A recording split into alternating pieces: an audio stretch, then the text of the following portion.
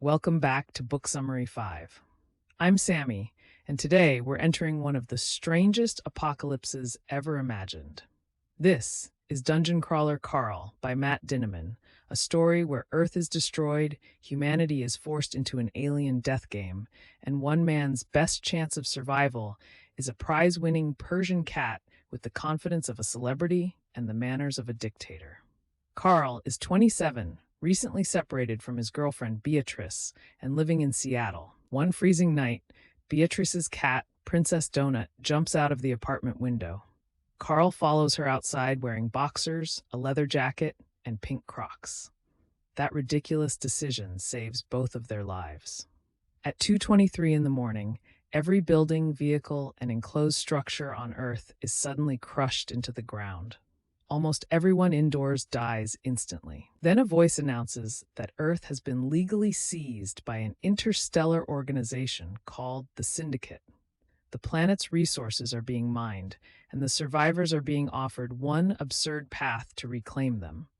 Enter an 18-level world dungeon and reach the final floor. Carl has no shelter and no way to survive the cold, so he carries Donut into the nearest glowing staircase. Inside, reality operates like a video game. Carl receives stats, achievements, loot boxes, and a countdown to the floor's collapse. The dungeon's artificial intelligence insults the crawlers while rewarding dramatic or ridiculous behavior. His lack of pants earns him equipment. Entering with a cat earns him a legendary pet box.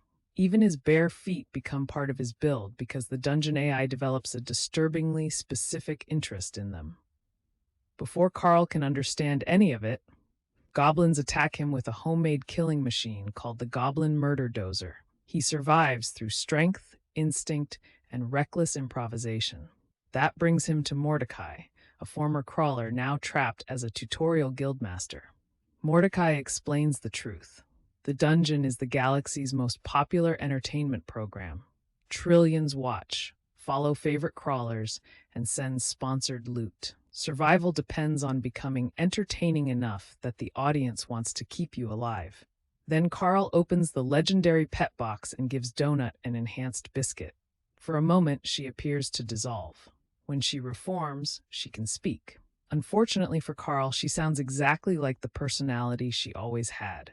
Donut is vain, dramatic, convinced of her royal status, and offended by Carl's clothing. She also gains intelligence, magic, and a crown that places her in a royal succession on the 9th floor. Just like that, Carl is no longer traveling with a pet. He is the royal bodyguard of Princess Donut, leader of their newly named party. The first floor becomes a brutal education. Carl and Donut combine his strength with her magic and discover that the dungeon is designed to manipulate them emotionally.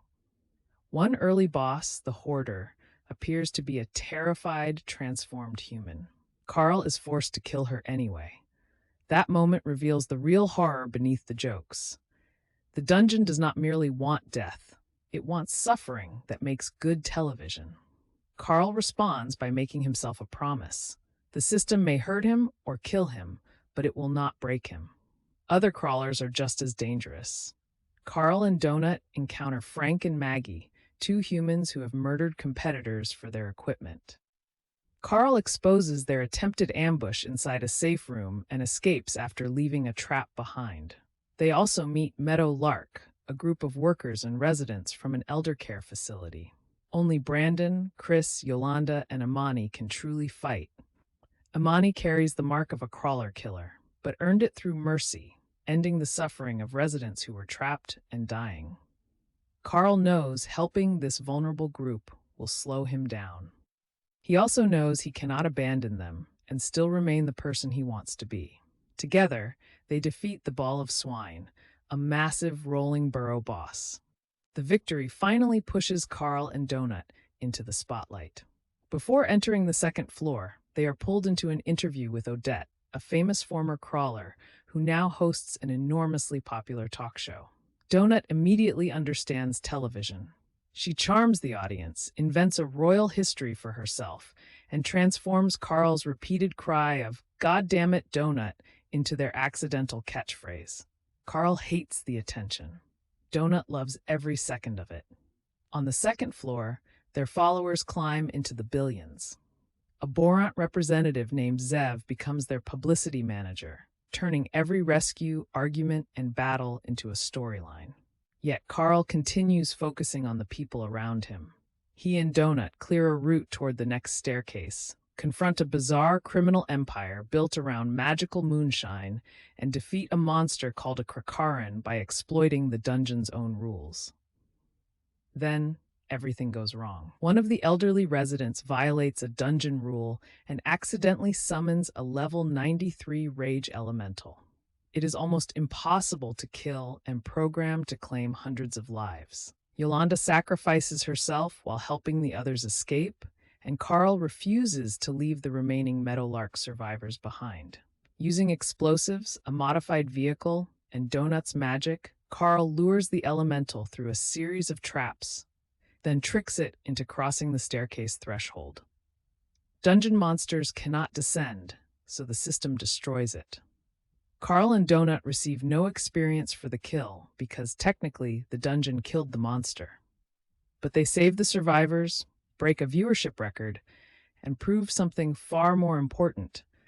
The rules can be used against the people who created them. Their success creates enemies beyond the dungeon. Carl publicly humiliates Prince Maestro of the Skull Empire, turning a cruel alien celebrity into an intergalactic joke. The survival game is becoming political, and the audience can be a weapon too. Near the end, Donut bonds with Mongo, a small creature who is actually a young velociraptor and will become much more dangerous as he grows. As the second floor collapses, Carl, Donut, and Mongo descend again. The third floor will force them to select permanent races and classes. Clues surrounding Agatha also suggest that forces outside the official game are moving in secret. Dungeon crawler Carl works because beneath the loot boxes, sarcastic achievements, outrageous monsters, and talking cat, it is a story about refusing to surrender your humanity. Carl cannot save everyone. He cannot stop the dungeon. He cannot even find a pair of normal pants. But every time the system asks him to treat people as disposable entertainment, he pushes back. And Donut, despite all her vanity, becomes more than comic relief. She is Carl's partner, his family, and often the voice that reminds him why survival alone is not enough. The biggest lesson is that oppressive systems do not only control people through force. They control the story, the rules, and the incentives. Carl's resistance begins when he learns to understand those systems without allowing them to decide who he becomes. That was Dungeon Crawler Carl by Matt Dinniman. I'm Sammy, and this was Book Summary 5. Until next time, happy reading.